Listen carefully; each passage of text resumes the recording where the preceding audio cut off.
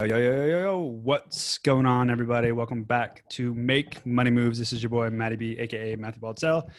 And on today's guest, guys, we are going to be taking a dive into Bitcoin, and we're going to be talking about the economy, economics, and where are we in this turbulent times. So today's guest, his name is Simon Dixon. He is the CEO and co-founder of an online investment platform, banktothefuture.com, and he has invested over $850 million in fintech and Bitcoin companies. He's also an ex-investment banker turned Bitcoiner, and he is also the author of Bank to the Future. With that said, I'd like to welcome Simon to the show. Hey, thank you very much for having me. I do want to just correct one thing. The 850 million is investment. Did I get that wrong? The 850 million is investments through the platform rather than my personal investments. But I have made a lot of investments in the industry, so it's okay. Okay. Yeah. All right. I'm sorry. I digress. So people that are listening to this, obviously you're very, astute in financials, and you're have a degree, or not a degree, you have a background in economics. So can you give us a little bit of a background on how did you first get involved in Bitcoin?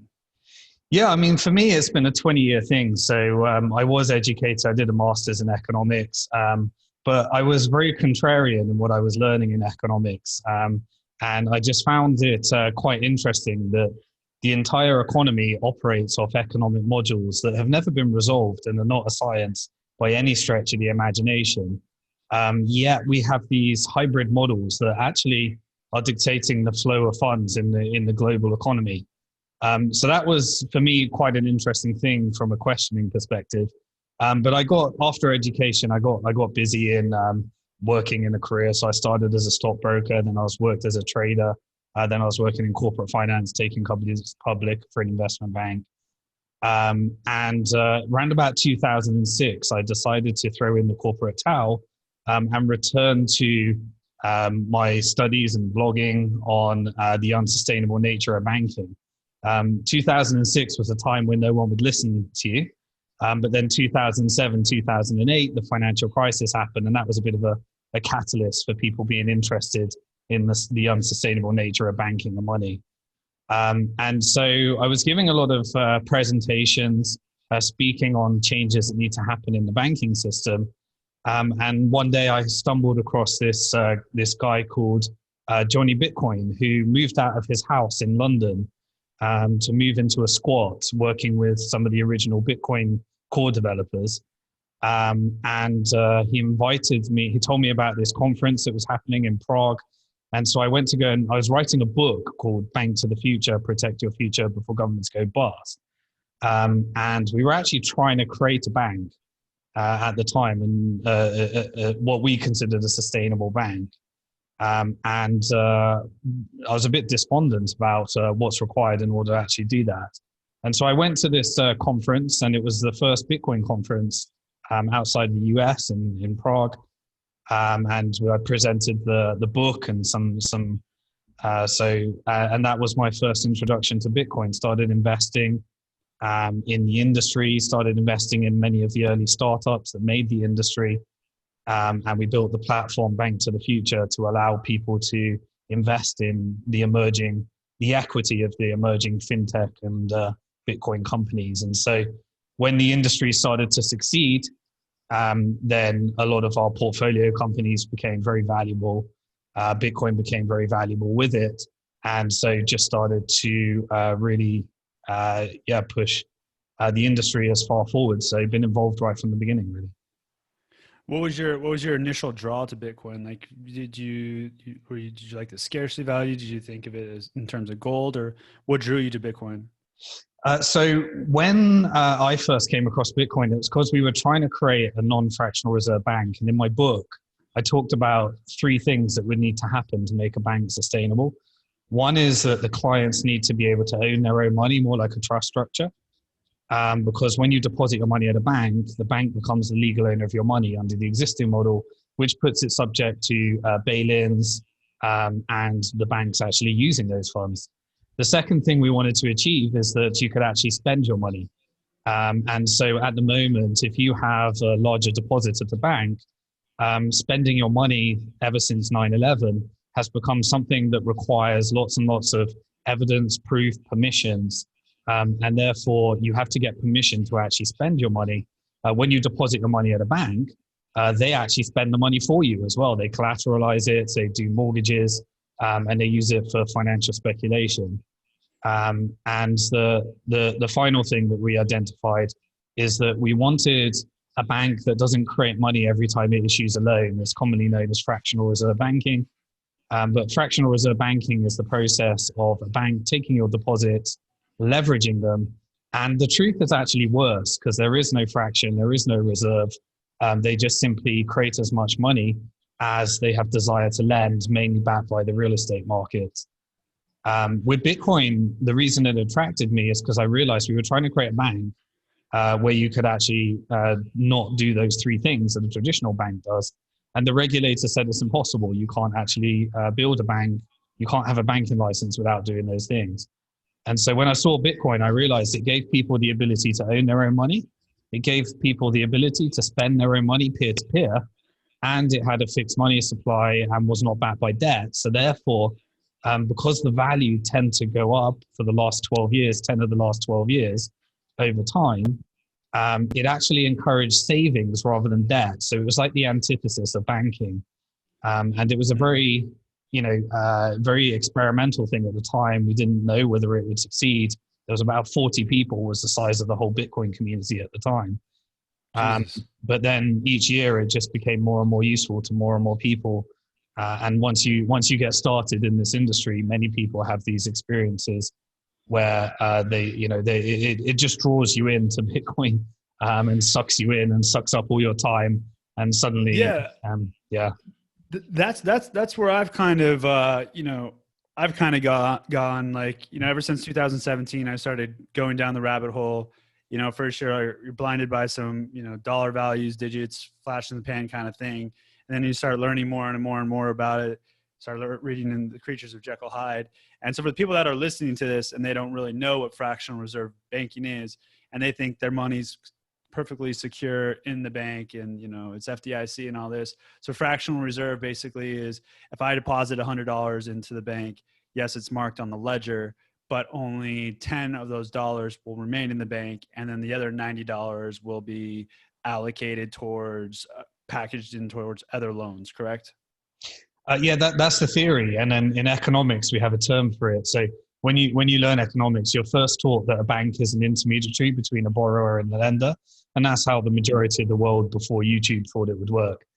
But then in economics, you're taught this thing called a multiplier effect, which is how many multiples over the original money that's injected in can a bank create it? So banks actually were the inventor of digital currency. So when you log into your online banking, that is not backed by cash or anything. It's not backed by gold. There's nothing behind it. It's simply somebody else's debt. So if you have a positive balance in your online banking, somebody else has to have an equal amount of debt. And therefore, for you to actually be above the water, someone else has to be below the water. And the reason is because every time a bank issues a loan, it simultaneously creates an asset and a liability on the balance sheet, which means that it actually creates new digital currency. So when you take out a mortgage, that is brand new digital dollars that are created in the economy that have to be repaid. As you repay them, the money disappears. And this puts us in a Ponzi scheme-like territory where you always have to increase the debt in order to sustain the digital currency known as the dollars, the euros. And the governments actually only create a small fraction of it, which is the paper and cash. And so, yeah, it's a crazy world once you get to know it. I've heard you say before, bail in and bail outs. Can you touch on that a little bit and clarify that for me?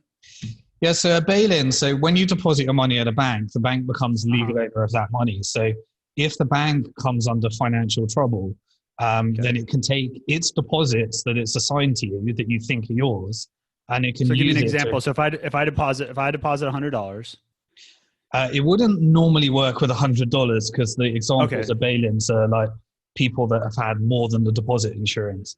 But if let's say you had $250,000 at a bank. Then in theory, The first $100,000, if you're in the US, would be covered by the Federal Deposit Insurance, so FDIC. FDIC. Mm-hmm. But FDIC, if simultaneously there was systemic risk in the banking system, FDIC cannot meet all its liabilities. So it insures many more deposits than it has in the insurance.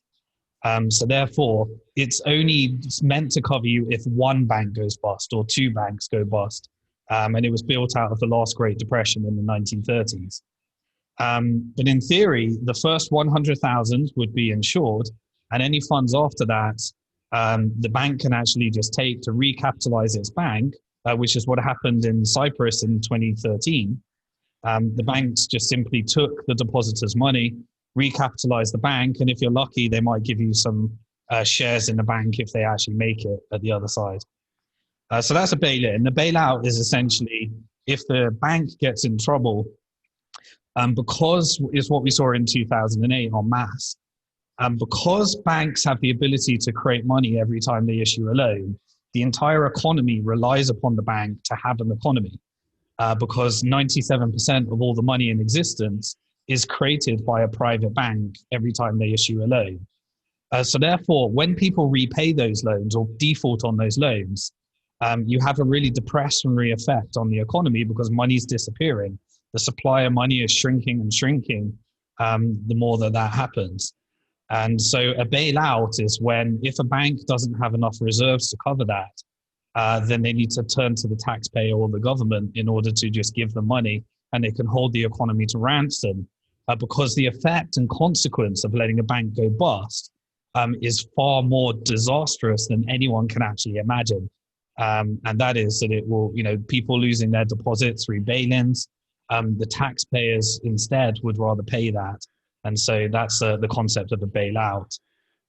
So that's in a sense a Ponzi scheme as well, isn't it? I mean, if I'm issuing new debt and then I'm expecting to get that money back, and then I'm going to reissue that to, somebody else to pay off their books. Isn't that in a sense a Ponzi scheme as well? Well, fiat money is the world's largest regulated Ponzi scheme, and it's in order to put, laws and regulations have been implemented in order to try and keep the system going, and they've done very successfully. Financial engineering has kept this Ponzi scheme going for decades and decades and decades, and each time we hit a new systemic risk event, we find out a new way to structure debt. The last one was quantitative easing, which is essentially where the Bank of England or the Bank of the Federal Reserve or a central bank decides to actually create new money in the digital currency, and then use it to buy back company bonds or buy back government debt. And then those companies can then use it to buy back their stock. So that's what we saw in 2008. Essentially, the central bank was issuing new digital currency. They were using it to lend money to corporations. They would get that money at very, very low interest rates, and then they would use it to pump up their stock price. The companies would get it at a low interest rate? Yeah. So they would issue corporate bonds, and the central bank would buy those corporate bonds, which is a loan to the company. And the closer and the bigger you are to the central bank, the lower the interest rate you can actually pay, and you can access these near 0% interest loans. The further and poorer you are, the higher the interest rate you have to pay, right down the end of the scale, which is the loans where you have to pay on your credit card, like 25, 30%, whatever it might be, all the way down to loan sharks and everything. So the richer you are, the wealthier you are, the cheaper you can borrow. And the ultimate is that you're a large corporation like Apple or a bank, then you can borrow from the Fed at virtually zero. And the poorer you are, the further down the line you are, the higher the interest rate you need to pay. And all of these consumer loans, student loans, mortgage loans, government loans, corporate loans, they have to come up with a new innovation every decade as we reach a new end of a debt cycle in order to rehypothecate, repackage. And the latest is the quantitative easing that we're seeing right now. So let me understand this. So if the government has kept printing and extending debt and overextending themselves, and they obviously are not good capital allocators, and in order to help pay off that debt, right? They're trying to raise taxes and, in a sense, raise taxes or control capital better in order to help pay off, or I don't even Yeah, know so if it's pay it's a off. bit worse than that actually, because the government can't pay off their debt. If the government paid off their debt, that would be the largest depression we have ever experienced in human history. So Why is the that? government's not actually trying to repay the debt, because remember, when you repay a loan, money disappears from the economy. Okay, Money that's is the point. created Okay. every time you issue a loan. If you repay that loan, the money disappears.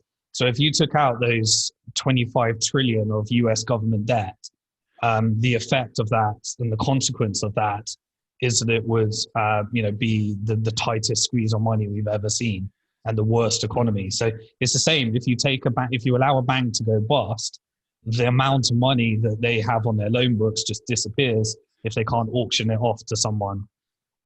So you got to always keep the Ponzi scheme alive, and that's why government debt, corporate debt, and consumer debt just increases exponentially, because we actually have more debt than money in the economy. There's there's the basic economics. So we keep increasing the money supply, right? So more money is flooding into the system with the new stimulus packages and whatnot. So now more money is entering into the system. It's increasing asset prices. It's increasing stocks, stocks, gold, Bitcoin, hard assets, what have you. And so the rich are getting richer and the poor are getting poor, and there's more of a divide. Is that correct? Yeah, the consequence of this is a couple of things. The rich poor divide increases continually. You always have to find someone else in a new market to take on debt in order to increase the debt level, to increase the economy. And if you want to have less debt, then you have to crash the economy. And so anytime you want to deleverage, it's followed by a recession and depression. So now we basically, with the Fed not saying that they're not going to raise interest rates for a long time, this is in a sense going to lead to inflation or hyperinflation at some point, right? So what if you look at the statistics in history, printing money during a depression has tend not to be inflationary, but printing money during good times is the inflationary part of money. And so this is kind of the Keynesian economics versus the classical economics argument here. Keynesian economics teaches you that the government should take on debt to meet the decrease in demand in a depression and a recession. But then the government should repay that debt, as Keynesian economics, when the economy starts booming, and then you put up interest rates to do that. But what happens is we pretend that we're doing Keynesian economics. They take on the debt during the bad time, but then they continue to take on the debt during the good time. So we don't really have even Keynesian economics. And then the classic on the other side is laissez-faire, let the economy be, free market prevails.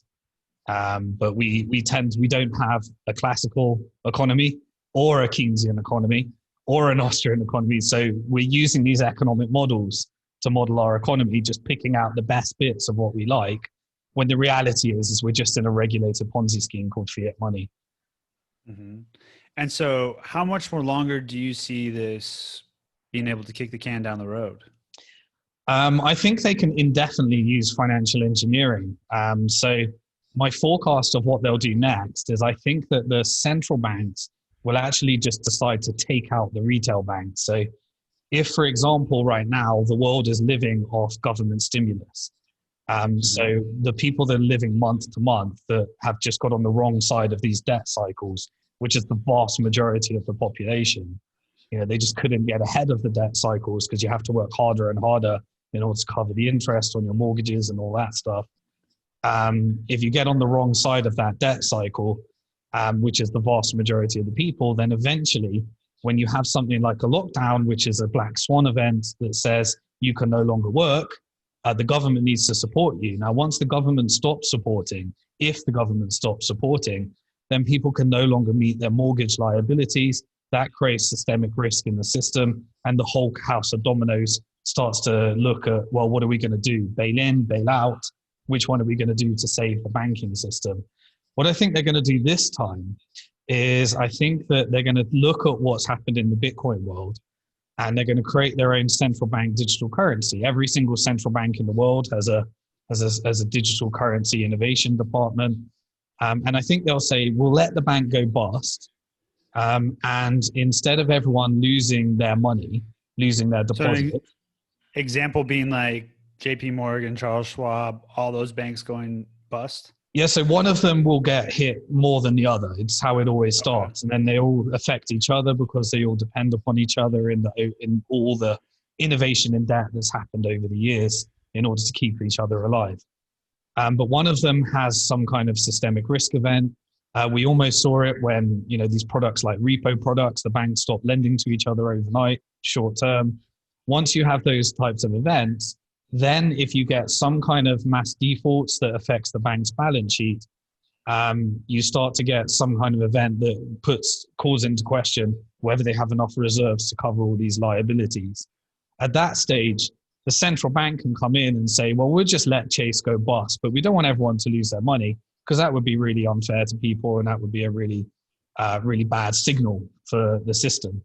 So what I think they'll do is they'll issue an app and say, well, if you had $10,000 at Chase Bank, download this app and we'll give you $10,000 of our central bank digital currency.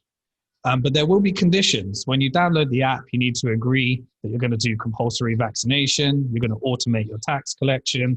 You're going to give us all your data. If you try to get on a plane, then we're going to cut off your, if you haven't been through all these things. And so you can add all these conditions to the new central bank digital currency. And how do you get everyone to opt in? Well, you just give it to everyone, helicopter money. Say, here's your free stimulants. Download this app and you get your free stimulants. You get your $1,000. Everyone will opt into that. And then you have the biggest effect and consequence of this is you have a non-debt-based monetary system, but you have one of the most privacy, freedom challenging currencies that we've ever seen in history that I think looks similar to a 1984 George Orwell story.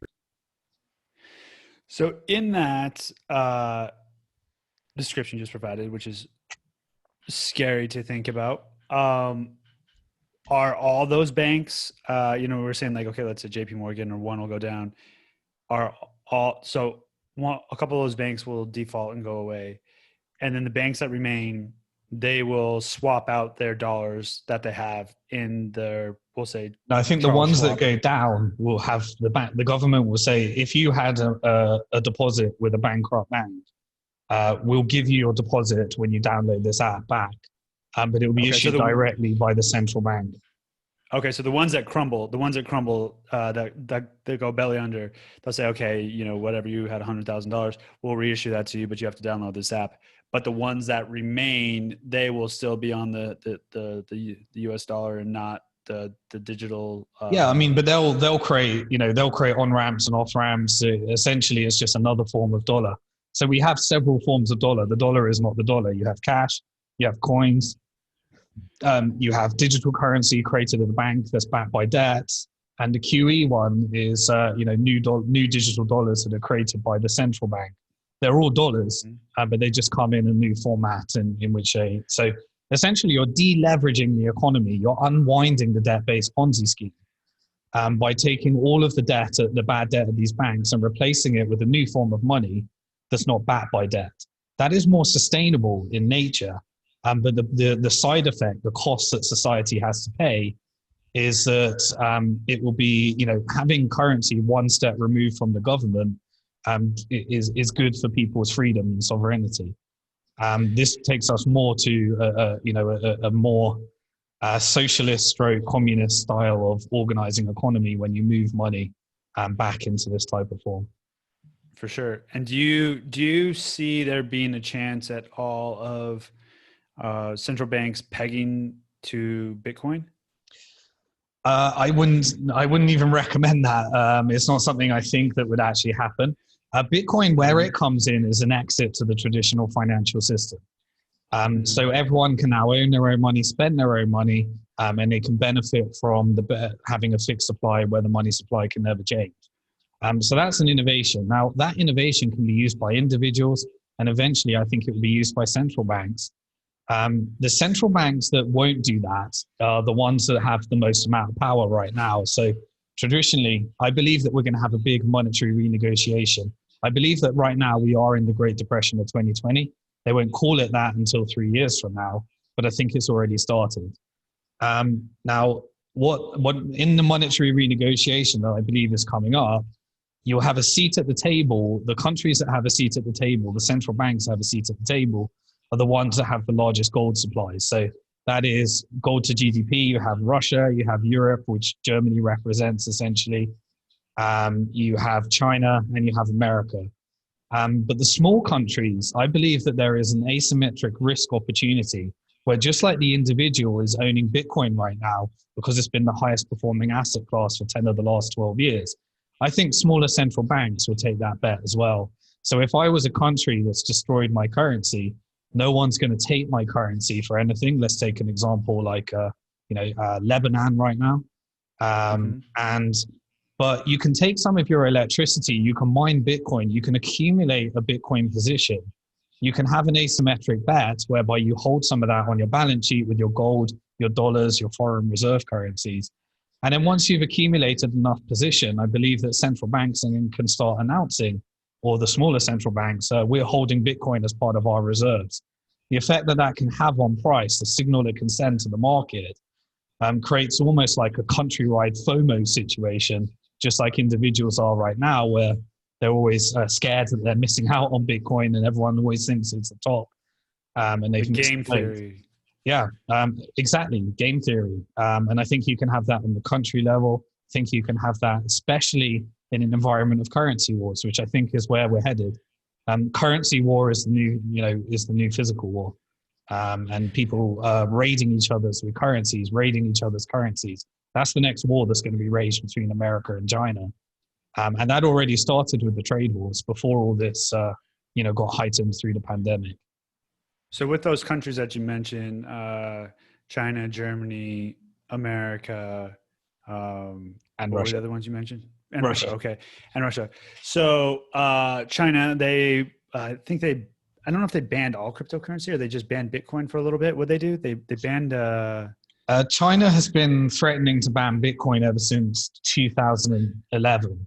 But what they did is they flip-flopped back and forth. So in 2013, China released a documentary. So China television is completely government controlled by the China Communist Party, and nothing gets on TV unless the Chinese government wants it on TV.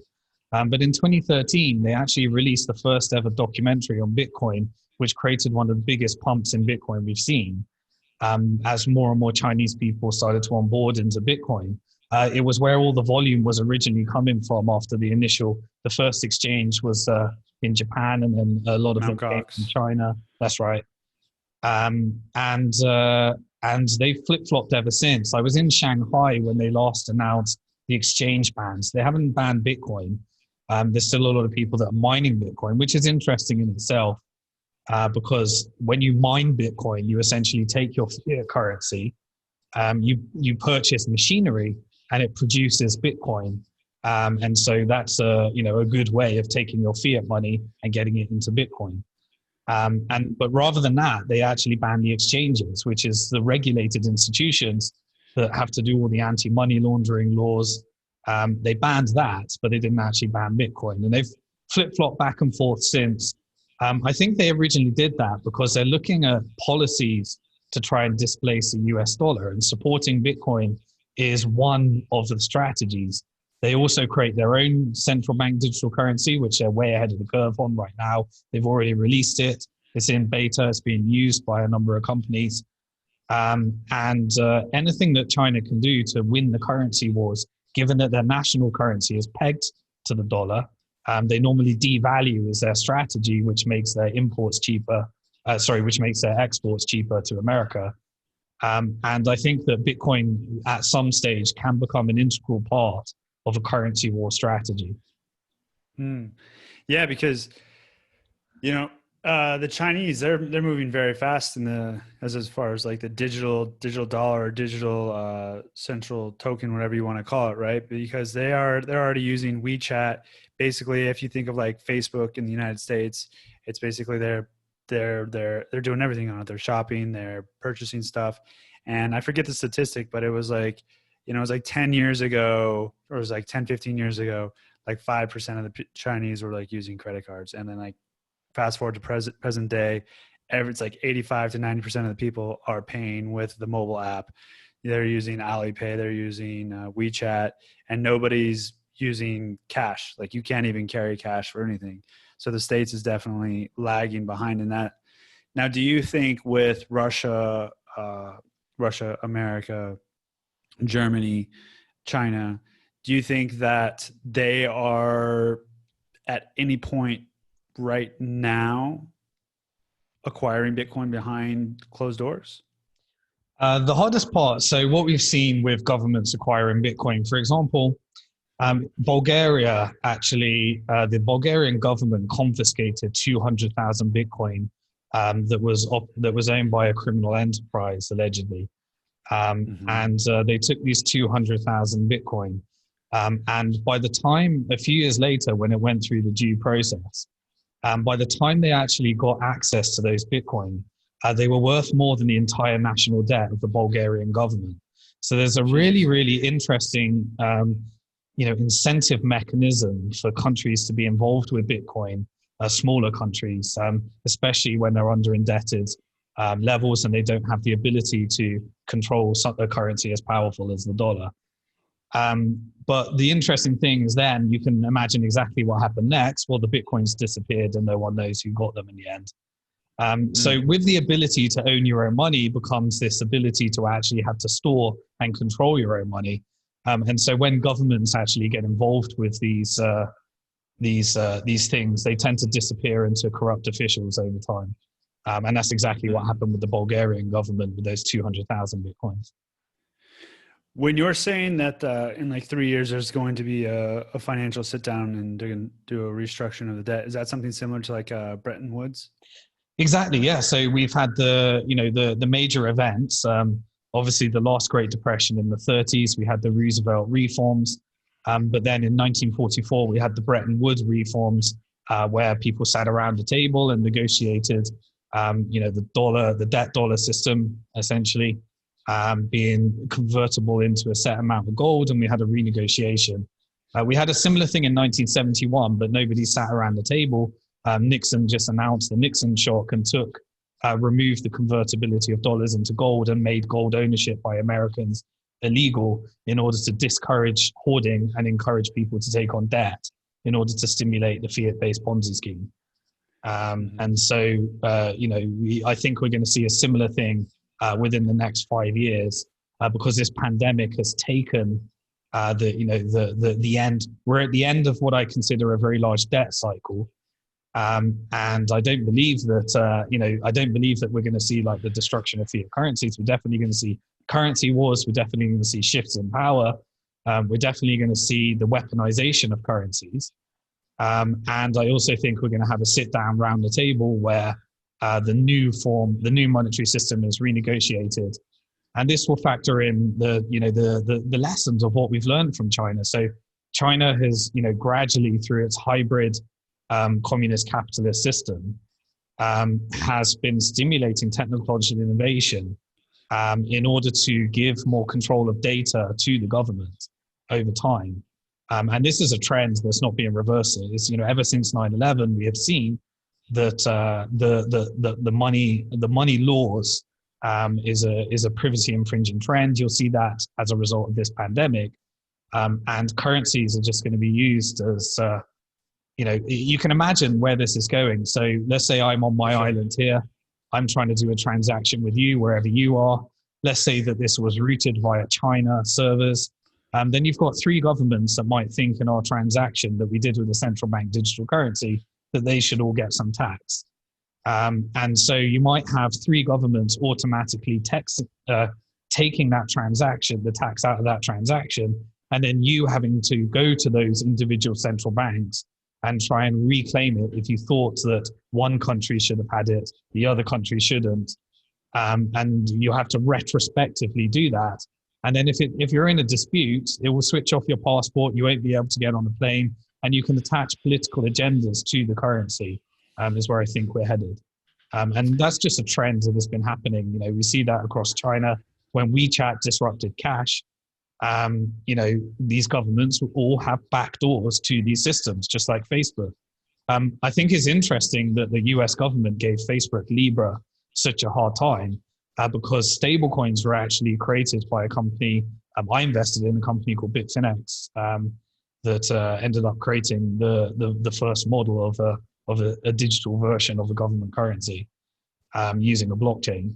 And I'm surprised that they actually, really gave Facebook so much time because, they've got their back door into all that data. If you can keep a global currency, I mean, the US dollar is a global currency, no doubt about it.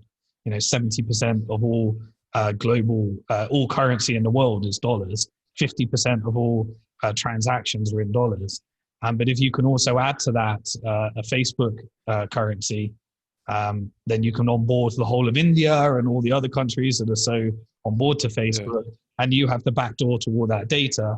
And that's essentially why Trump wants to make sure that WeChat is banned from Americans at the moment, because they don't want that data going to the Chinese government. This is a data play. This is a power play. And at the end of this, we talk about, it's tax collection at the end of the day. It's disruption of the traditional models of how you can collect tax. And all countries having to do major radical reforms. And you can use these big fear-based events. I'm not saying that they're done on purpose or anything like that, but you can take these events and you can get people to give away their freedoms, which is what comes here. And then it never goes back. It never goes back once the new law, once the Patriot Act comes into place. It doesn't get reversed afterwards. It just stays there and gets worse and worse. Do you ever foresee governments like America going into, we'll say, Kraken or US-based exchanges and accounts or custodians and taking other people's Bitcoin? I should disclose I'm a shareholder in Kraken as well, so I always try to disclose my investments when I'm speaking about them. Sure. So Kraken has just acquired a banking license to do many of the things that I was talking about. Wyoming, one of the real pioneers in the Bitcoin industry, Caitlin Long, was pioneering for many changes in the of what a bank can actually do with people's deposits and money, and that's a real positive change that I like to see. As crypto exchanges start to get treated as banks, if they start to build a savings-based, non-fractional reserve financial system. I know Jesse Powell, the founder of Kraken. I know his ideology. I'm sure that's what he's looking for. But eventually, these exchanges are going to be,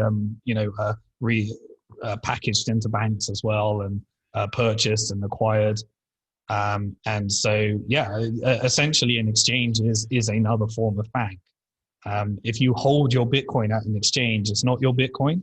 It can be spent by them, and it can be rehypothecated. We see that with Mt. Gox. They essentially had a bunch of digital balances telling their customers how many Bitcoins they had, but they had much less actual Bitcoin behind that. And so that caused them to go bankrupt, because Bitcoin gives you the ability to own your own money, but most people give it to someone else to own it for them, taking away the full power of what Bitcoin was actually designed to do and the full benefits of that.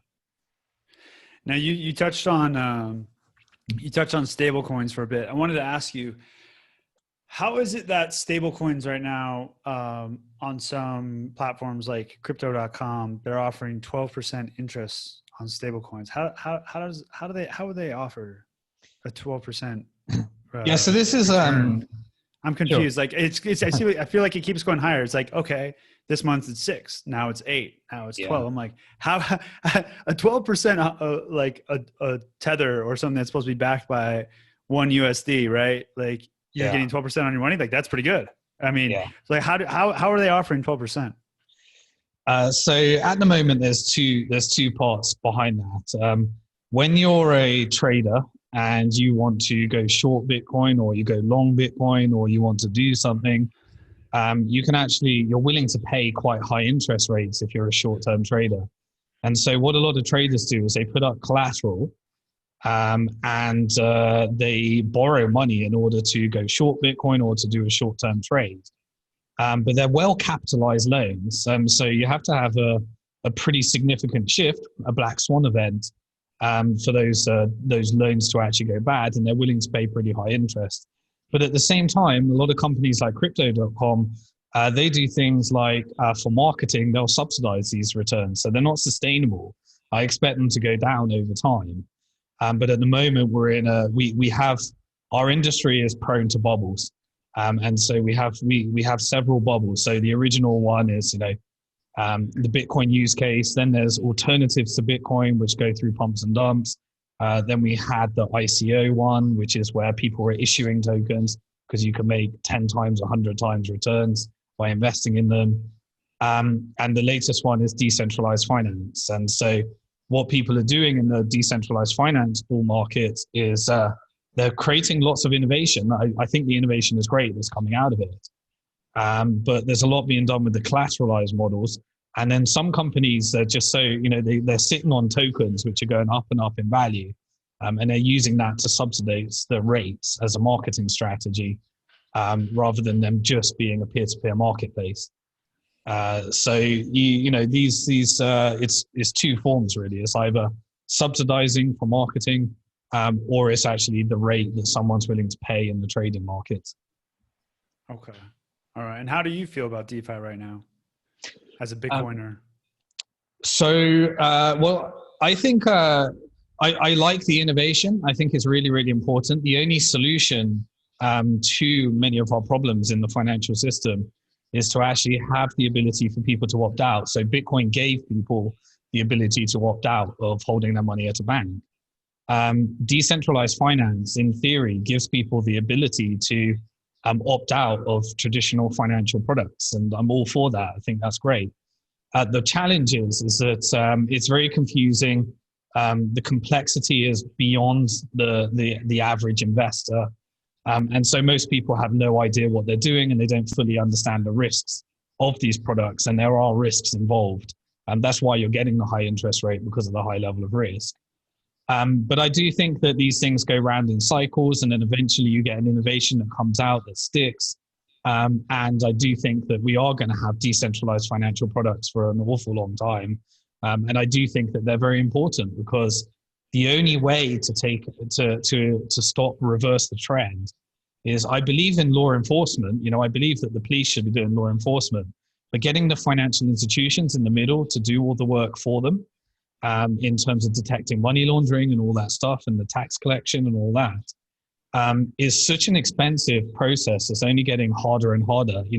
We run Bank to the Future. We allow people to invest in the equity of companies, and invest in the wider Bitcoin markets and crypto markets. And the rules and regulations around that getting tighter, harder, more and more expensive. And so eventually the only way to solve that becomes if you can do peer-to-peer transactions and allow law enforcement to do what they're meant to do, rather than making the financial institution responsible in the middle and getting in the way of people transacting.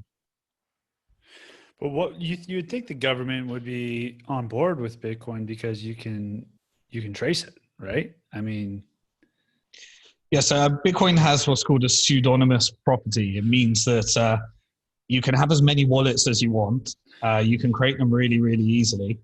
You don't have like one bank account, or you might have multiple bank accounts, but the process of creating a bank account is hard. With Bitcoin, it's very easy to do it.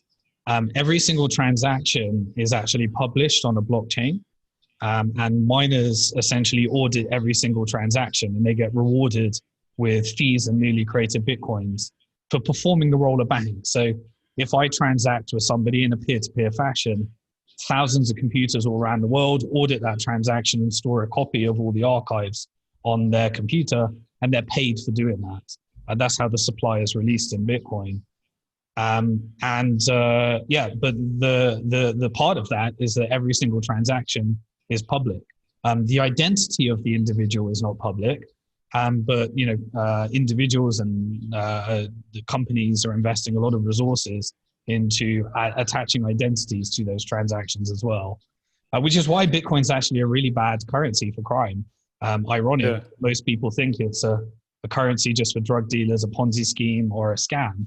And that is why there's asymmetric opportunity in Bitcoin, because it started with about 40 of us in a room. Now, today, the whole world pretty much the whole world, no matter where I go, has heard of Bitcoin. They may not know what it is. They may not know how to use it, but they've heard of it. And the vast majority, a lot of them think it's a Ponzi scheme, currency just for drug dealers, a get-rich-quick scheme, or a scam. And so each year, less and less people think that. And that's why, over for 10 of the last 12 years, it's been the highest performing asset class. And then as the economy produces more reasons for people to want to own their money, especially events like what we see in the banking system, want to control their own money and transact peer-to-peer, and also want to reverse the effects of excessive money printing. And more people want to do that each year, which is why people always say to me, oh, I missed the boat. And I just say every single year, everyone thinks they missed the boat. When it hits $1, everyone thought it missed the boat. I've seen my $30 Bitcoin crash to $3. I've seen my $1,250 Bitcoin crash to $250. I've seen my $20,000 Bitcoin crash to $3,000. And I personally, not financial advice, but fully expect my $100,000 Bitcoin to crash to $30,000 at some point in the future. Well, I also think too, what you're saying is, obviously there's a lot of volatility, right? And, calm seas never made for a good sailor. So the more you go down the rabbit hole, you start learning about this stuff, start learning about hard forms of money, you start learning about storing your keys, your Bitcoin, all of a sudden doing multiple transactions and Uniswap and all this other stuff, DeFi, this all starts becoming more and more familiar to you. And as you said, there was ICOs before, and now the flavor of the day is DeFi, right? So DeFi could be here for the future. So, we're maybe 1 year into DeFi, right? Maybe a year and a half, and they're trying to do another Ethereum 2.0. And so these things are just exponentially getting bigger and bigger and bigger. And, with Bitcoin and the network effect, it's just going to keep getting bigger and bigger and bigger and bigger. And so I think when people are really listening to people like you talk about this, and, Raoul Pal and Michael Saylor and all these people that are far more sophisticated in money than myself, it's my ears kind of perk up, and I think okay, these guys are kind of onto something. This guy wouldn't invest $250 million if it was strictly for drug laundering money, or this guy wouldn't be, pushing this, or not pushing this, but, talking about it in an economic standpoint, and how it could possibly potentially be bought up by, central banks if this is going to be strictly for drug money. And I think they use a lot of that rhetoric to suppress Bitcoin, because it's an uncertain technology and they don't necessarily know where it's going to go. I wanted to ask you really quick before we move to the closing questions. How do you feel about Bitcoin right now, as far as the block size is concerned? Do you see it as a digital cash going in the future, or do you want to see more layer 2 solutions on top of it, or are you liking it where it is right now? Or can you speak a little bit more about how you see the future of Bitcoin? Yeah, this gets into the scaling debate, which has been a really, really geeky debate, that most people wouldn't understand what the hell we're all talking about. But within the Bitcoin community, it was one heck of a troubling time, because it started with us versus the banks, and we were all on the same page. And then altcoins came along, and the community started to diversify into different areas, and people started to push their own bags and alternatives. And then when we hit the scaling debate, it was a difference in the community's belief about how developers should implement new changes in the code in order to make and onboard, allow more and more people to do it. Right now, Bitcoin is kind of converged on what I call a speculative store of value. That's what I think is the most accurate description of what it is now. I use it as both a currency and a store of value. But the reason that people find it hard to compute that store of value phrase next to Bitcoin is because, if you've got a short-term time frame, it's very hard to plan your personal affairs. around Bitcoin. If you're paying for something in a fiat currency and you're saving something in Bitcoin, over the long term, that has worked well for 10 of the last 12 years. But if you get on the wrong side of that because you need to spend your money, it's a very, very bad way of managing your personal affairs. And it's a very challenging thing to do.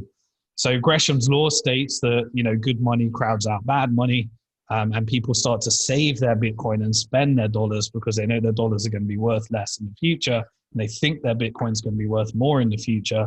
And so it drives people towards actually saving it rather than spending it. People, it can be, when lots and lots of people are trying to transact in Bitcoin, it can be fairly expensive. So it drives out the smaller transaction. But if you're doing a larger transaction, it's ultra cheap compared to doing a very large bank wire.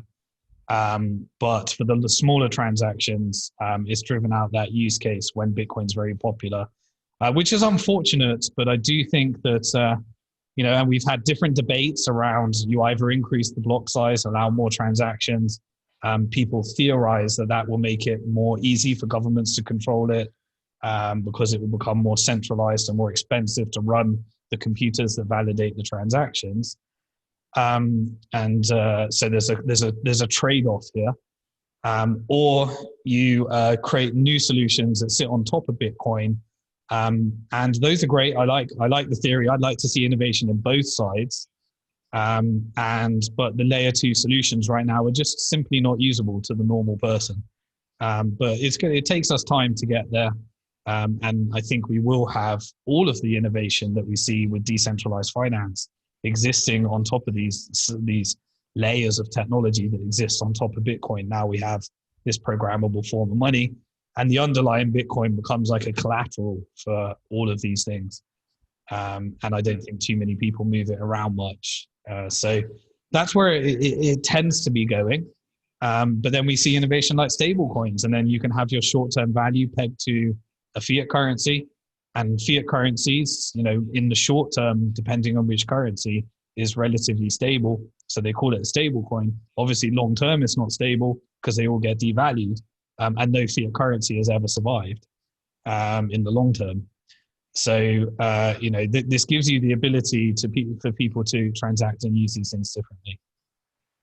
For sure. Well, Simon, I am beyond excited and glad to have you on the episode today. I feel like we've got a lot of knowledge and value from you. People will be a lot more educated in economics and Bitcoin. So thanks very much for being on the show. I want to close it out with the 2 closing questions here. First question is, where do you see the world in 100 years? I just think 100 years is such a challenging time frame to predict, because in crypto, like 3 months is a long time frame. I've tried to forecast the crypto markets, 1 year ahead, and the crypto markets never ceases to surprise me. But if we are moving where we are moving, I do think that we will have a regulated financial system competing with a decentralized financial system. And I do believe that both will boom, because fiat currencies definitely have their benefits. Governments should use fiat currencies to benefit their countries. But giving people choice to exit if they don't like their government's policies and how they manage their affairs, I think is a really, really important freedom enhancing innovation. I do think some governments will try and make that illegal. Others will see that as an opportunity. But in 100 years, I can't really imagine what the world will actually look like. But all right, yeah, for sure. Yeah, I mean, we're moving just so fast right now that 5 years is a really life-changing innovative time. Okay, good. Second question: what is the best investment advice you've ever received? Best investment advice, actually keeping it real simple. Spend less than you earn and invest the difference. I think that's the one thing that everybody can do. I understand some people who are having really challenging times at the moment. They've lost their income, they've lost their jobs. But really, this is a time for people to reskill, rethink, At the same time as this being one of the most challenging times in financial history, it's also one of the most exciting times in financial history. And so people need to reskill themselves, find out alternative ways of making income. And when they earn that income, avoiding the debt cycle, spend less than you earn, invest the difference. And, this industry gives you the opportunity to invest very small amounts of money. And one of the things that I'm actually doing right now is I'm creating a free video series on exactly, I'm going to take $1 million of my personal savings, and I'm going to show exactly if I was starting from scratch today during the Great Depression of 2020, what would I do with that? And I'm releasing that video series on my YouTube channel, Simon Dixon, for anyone that's interested. So you are alive at one of the most exciting times in financial history. It's going to be bad for some, good for others. And it's important to educate yourself and get yourself on the right side of that. For sure. When is that going to be released? I'll be releasing that in early November. Okay, for sure. Well, keep me up to date and I'll help push that out to my network. Excellent. For sure. Well, Simon, thank you very much for being on the show. We'll catch you on the next go around, my friend. Awesome. Thanks for having me. Boom. Awesome. Thank you very much, Simon.